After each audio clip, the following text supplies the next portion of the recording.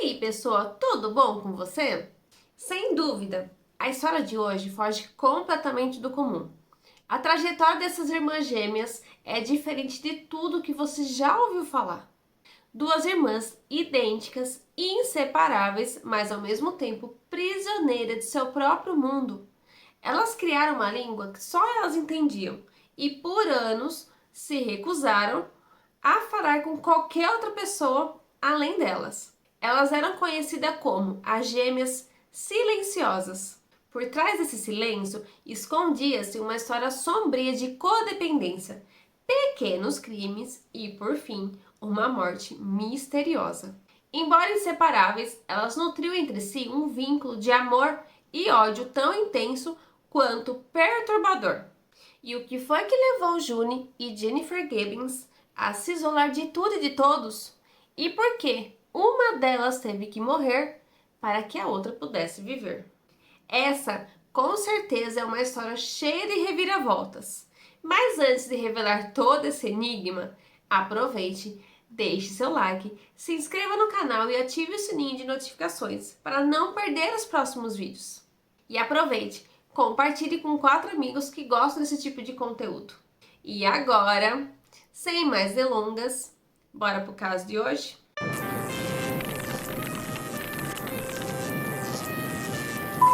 Nascidas em 1963, June e Jennifer Gibbons deixaram Barbados, terra natal de seus pais, e se mudaram para o Reino Unido, onde seu pai, Aubrey, trabalhava como piloto para a Força Aérea Britânica. Sua mãe, Gloria, dedicava-se a cuidar da casa e de seus 3 irmãos mais velhos. Mesmo ainda como bebês, Gloria já notava que as gêmeas desejavam fazer tudo juntas. Até mesmo lutavam para serem amamentadas ao mesmo tempo. E em 1967 nasceu Rose, mais uma irmã para as gêmeas, que com o decorrer dos anos se tornou a única pessoa que conseguia interagir com elas. A trajetória dessas irmãs é uma verdadeira loucura, por assim dizer. Elas eram extremamente unidas e inseparáveis. Não se afastavam por nada. Comparado às outras crianças, demoraram um pouco mais para começar a falar, lutando para pronunciar palavras corretamente e formular frases mais curtas. Por conta dessa união toda que elas tinham, acabaram que criando uma linguagem única, que só elas entendiam. Ninguém conseguia compreender o que elas falavam, dificultando assim a cada dia mais a comunicação com elas. Hoje existem estudos que revelam ser uma prática comum entre gêmeos, e esse fenômeno peculiar é chamado de criptofasia, que é meramente uma linguagem deles, que se estruturam entre gestos e palavras. Então, se é assim dizer, isso é meio que comum. Para ajudar, a cidade onde eles se mudaram era um pequeno povoado que não moravam muitas famílias negras. Eles meio que eram únicos e exóticos, por assim dizer. Com todos esses fatores em jogo, com os anos, as gêmeas se tornaram alvos de bullying na escola. Desde o início, eram extremamente tímidas e se sentiam isoladas, pois eram uma das poucas garotas negras na instituição. E somado ao fato de que ambas tinham um problema de fala, as faziam se destacar cada vez mais. E essa realidade as afetou profundamente, tornando a experiência escolar ainda mais difícil. Elas eram tão oprimidas pelas outras crianças que os professores as liberavam mais cedo todos os dias das aulas para que não tivessem problemas ao cruzar nos corredores com as demais crianças da escola. E como resultado, começaram a se isolar cada vez mais. Elas tinham algumas manias só delas, como por exemplo, quando uma delas acordasse primeiro, tinha que esperar até a outra acordar.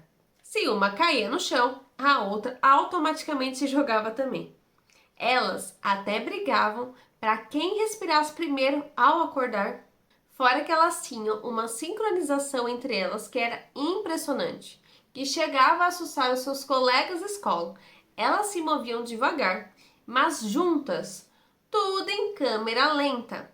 Ao beber algo, tirar um casaco, todos os movimentos eram idênticos, um perfeito espelhamento. E com o passar do tempo, começaram a não falar com mais ninguém exceto com sua irmã mais nova, Rose. Com esse isolamento todo, seus pais e professores começaram a ficar preocupados com a evolução das meninas, pois, nesse ponto, as gêmeas chegaram a ficar tão afetadas pelo bullying que mal falavam uma com a outra na presença de outras pessoas. Só se comunicavam quando estavam sozinhas. Devido ao sofrimento constante, elas se tornaram relutantes em aprender, recusando-se a se empenhar nas atividades escolares. A forma como eram tratadas por outras crianças era realmente horrível e devastadora. Elas já estavam com seus 14 anos nessa época, então decidiram levá-las a um hospital para uma avaliação, a fim de entender se tinha algum distúrbio ou qualquer outra questão que pudesse ajudar naquela situação. Elas foram acompanhadas por uma série de terapeutas e especialistas que tentaram incansavelmente encorajá-las a se abrir para o mundo, ou pelo menos para seus pais, mas acabaram não tendo sucesso algum. Os profissionais sugeriram que elas fossem colocadas em escolas diferentes, acreditando que isso as ajudaria a desenvolver sua independência e a não depender uma da outra o tempo todo. No entanto, em vez de se abrirem, elas se retraíram ainda mais, levando os professores a relatar aos administradores que as meninas estavam exibindo um comportamento quase catatônico. Isso é, elas mal se moviam, falavam ou tinham qualquer tipo de emoção. Distante uma da outra, as gêmeas deixaram claro que não conseguiam sobreviver sem a presença da outra. Elas se tornaram tão quietas que não comiam, não bebiam e não se moviam, permanecendo paradas em um canto sem qualquer reação por horas.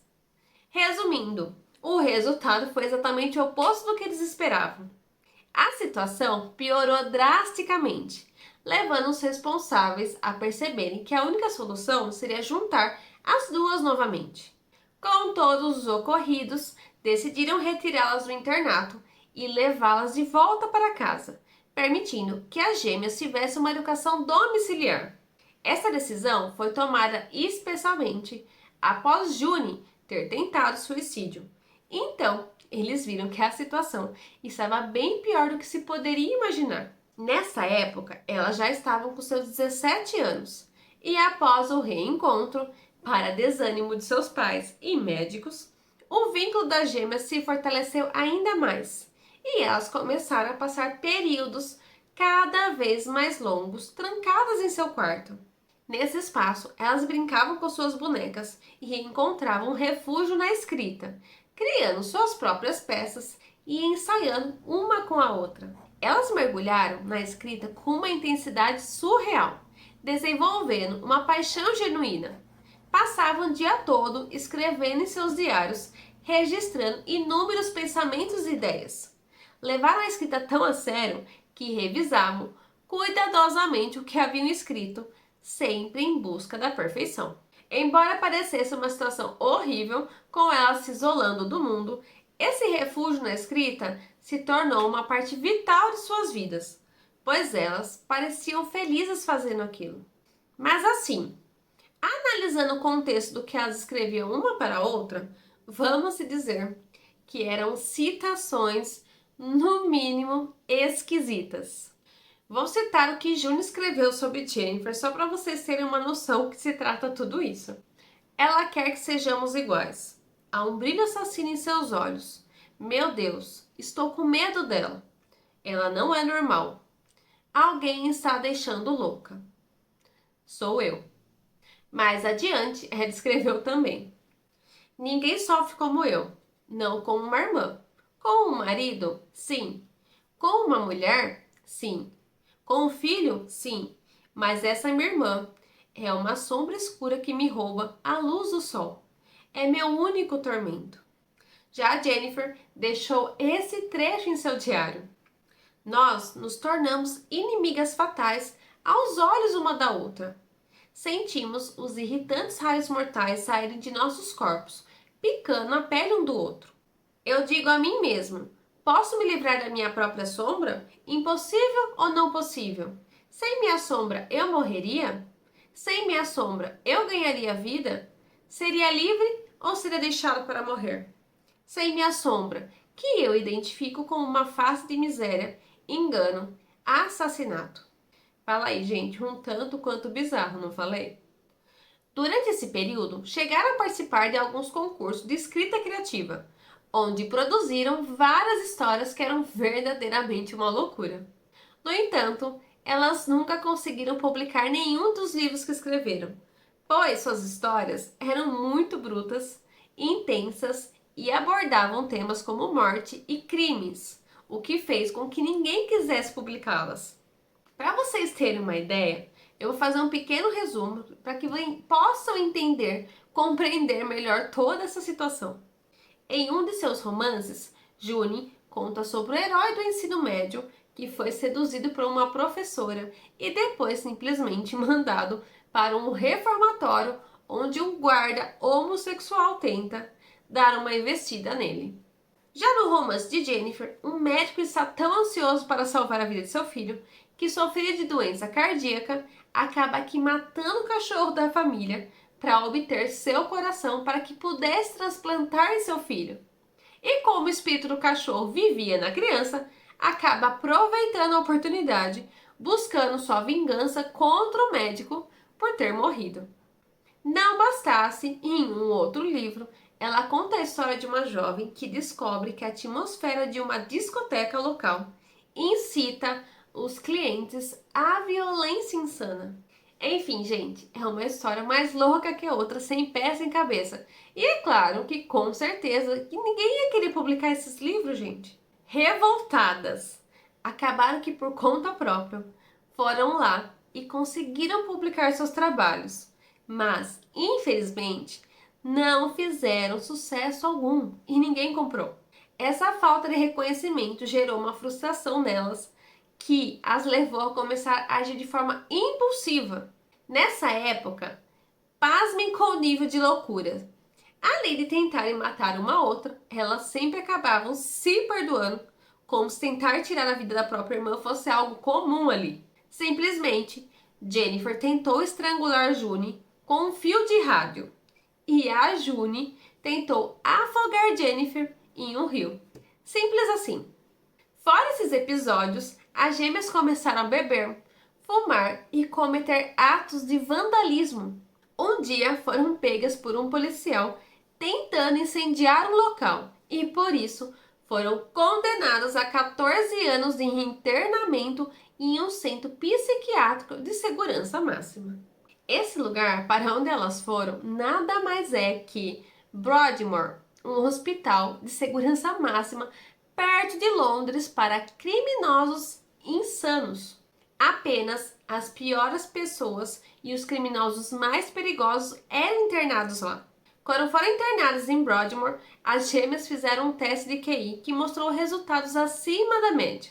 Apesar de serem extremamente inteligentes, elas eram socialmente desajustadas, sem vocação nenhuma de interação social, profundamente perturbadas e até, vamos se dizer, que até perigosas.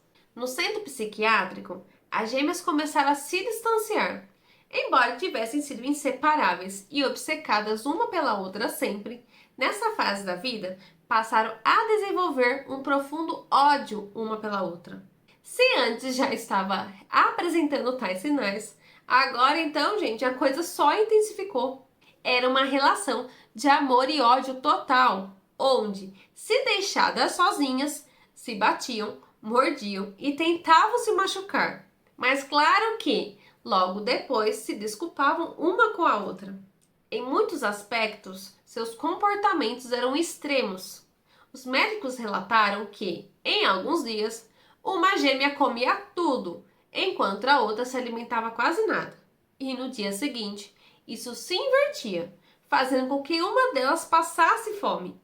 Apesar de estarem separadas em celas localizadas em extremidades opostas no hospital, as enfermeiras frequentemente as encontravam em poses iguais e, surpreendentemente, congeladas, imóveis e sem reação alguma. E isso continuou por 11 anos.